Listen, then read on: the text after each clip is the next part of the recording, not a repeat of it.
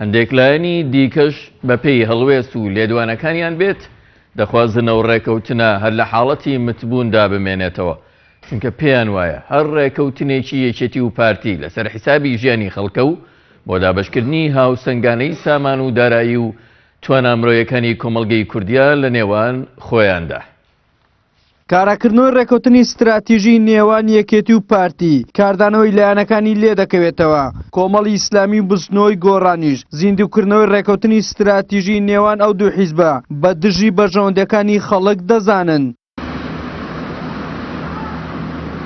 کاروان هاشم ئەندامی جڤاتی نیشتیمانی گۆڕان دەڵێت ڕێکەوتنی ستراتیژی نێوان یەکێتی و پارتی بووە هۆی دواکەوتنی پرۆسەی دیموکراسی لە کوردستان و تاکە خاڵیش کە لە ماوەی ڕابردوو جێبەجێیان کرد دزینی قوتی خەڵک بوو بە هاوبەشی و بە زیندوکردنەوەشی دەبێتە هۆی درێژکردنەوەی قەیرانەکان. پێمان وایە جارێ اتفاقی استراتیژی بۆ هۆکاری زەقکردنەوەی زیاتری دوو ئیدارەی قۆڕەخکردنی دەسەڵات دواکەوتنی پرۆسەی دیموکراسی لە کوردستان تەنها خاڵێک لە اتفاقی استراتیژیە پارتی و یەکێتی لەسەر ڕێک بوون ئەوش دزین و قوتی ئەم میلەتی کورد بوو بە هاوبەشی.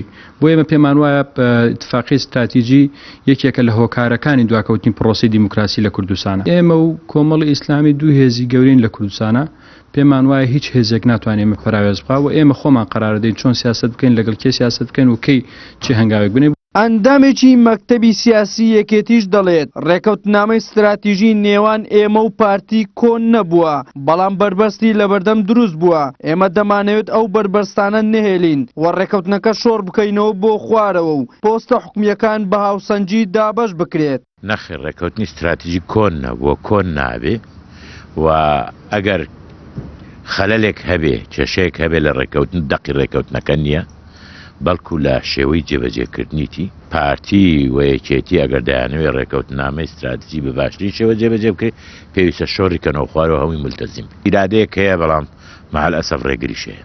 کۆمەڵی ئیسلامیش پێی وایە یەکێتی و پارتی بە زیندوکردنەوەی ڕێکەوتنی ستراتیژی نێوانیان دەیانەوێت باری لاری خۆیان لەسەر حیسابی خەڵکی ڕاست بکەنەوە.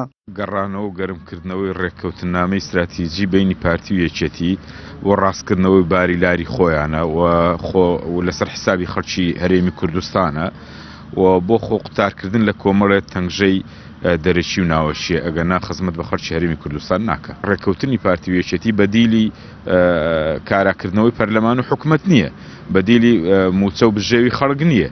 ئەمە خۆڕزگارکردنە لەو مەسەلانە و لەو قەیرانانە بۆ ئەوەی کە دیسان دابەشکردنەوەی 25 ساڵی ڕابردوو. لە چەند ڕۆژی ڕابردوودا چەندین بەرپرسی پارتی ئاشکرایان کرد کە ئەوان جارێکی تر کۆبوونەوەی پێنج قۆڵی بۆ چارسەرکردنی کێشەکان ئەنجام نادەن. بەڕای چاودێرانی سیاسیش ئەو لێدوانانە ئەوە دەگەیەنێت کە پارتی دیموکراتی کوردستان لە پەیامەکەی بارزانی پەشیمان بۆتەوە کە لە کۆتاییەکانی ساڵی ڕابردوو بڵاوی کردەوە هەر بۆیە دەیەوێت بە زیندوکردنەوەی ڕێکەوتنی ستراتیژی ئەو کارەی پەردەپۆش بکات هاوکات بە پەراوێز خستنی هەندێک لایەن لەگەڵ یەکێتی پەرلەمان بکارا بکاتەوە حکوومەتێکی تازە پێک بهێنێت بە پێی زانیاریەکان بۆ ئەم مەبەستە لە چەند ڕۆژی ئایندەدا کۆبوونەوەی سێمی نێوان ئەو دوو حیزبە بەڕێوە دەچێت. وەلی سەلیم کەناڵی ئاسمانی پێم هەولێر. لامێنی چاوپێکەوتنێکی لەگەڵ ڕۆژنامەی واشنتن پۆستدا مەسعود بارزانی باز لە سەربەخۆی کوردستان دەکات و ڕای